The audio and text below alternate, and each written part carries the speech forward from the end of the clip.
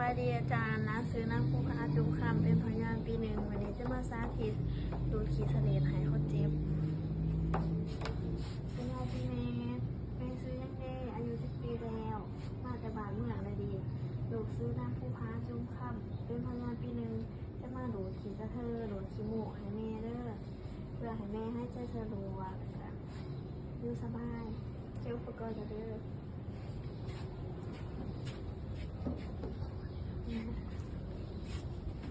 อุปกรณ์ของเรามี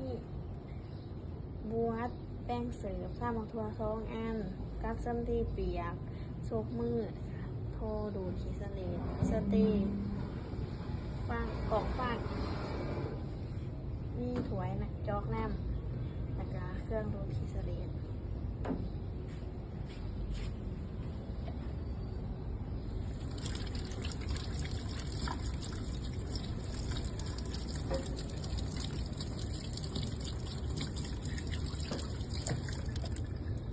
อีกทีก็ไม่ใช่ค่ะ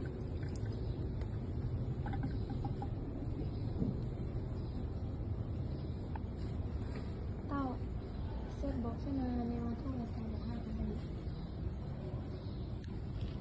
เซ็ตบอกเสนอแนวโทรศัพท์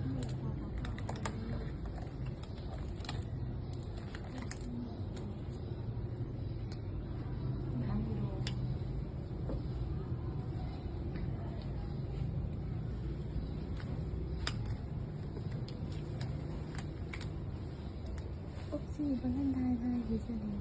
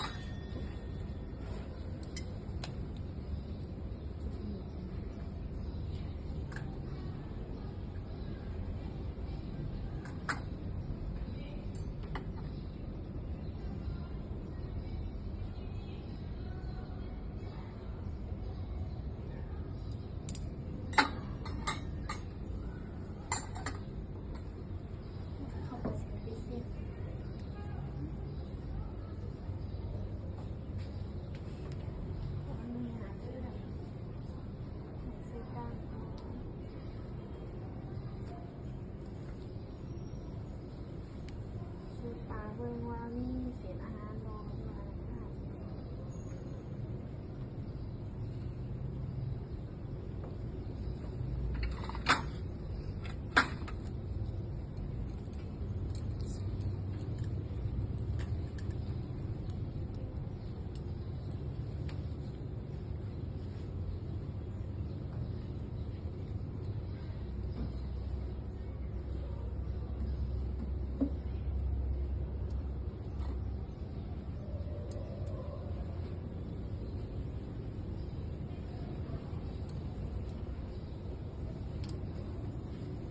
ซิเบิ่งว่ามันเปิดเดี่ยวด้วยบ้านได้ยินบอก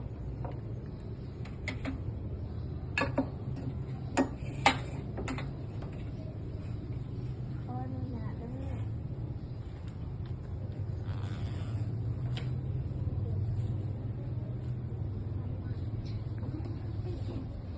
ไปเช่นไปเช่นบอกเขาว่าสิไปเช่นอยู่จะหน่อย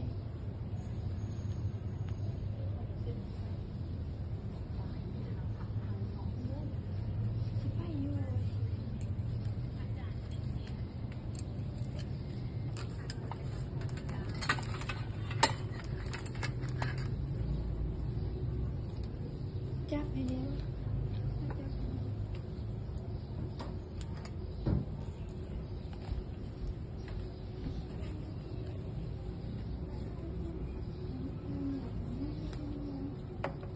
จะไปเช็ดชื่ออันนี้ด้วย